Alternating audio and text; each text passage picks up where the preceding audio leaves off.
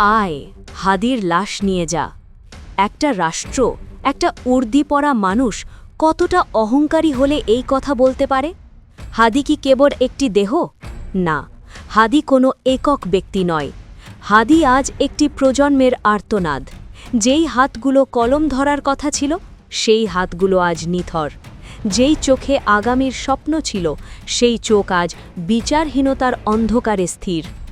আপনার কাছে ওটা কেবল একটা বডি হতে পারে, কিন্তু আমাদের কাছে ওটা একটা মানচিত্রের ক্ষত। আজ এই দেশে কি প্রাণের দাম সস্তা হয়ে গেছে, নাকি যারা রক্ষা করার কথা ছিল তারা দম্ভের নেশায় অন্ধ হয়ে গেছে? মনে রাখবেন, লাশ নিয়ে উপহাস করা যায়, কিন্তু সেই লাশের রক্তে যে আগ্নেয়গিরি জন্মায়, তাকে থামানোর ক্ষমতা কারোর নেই। হাদির লাশ আজ সস্তা নয়, হাদির লাশ আজ প্রতিটি তরুণের দ্রোহের নাম।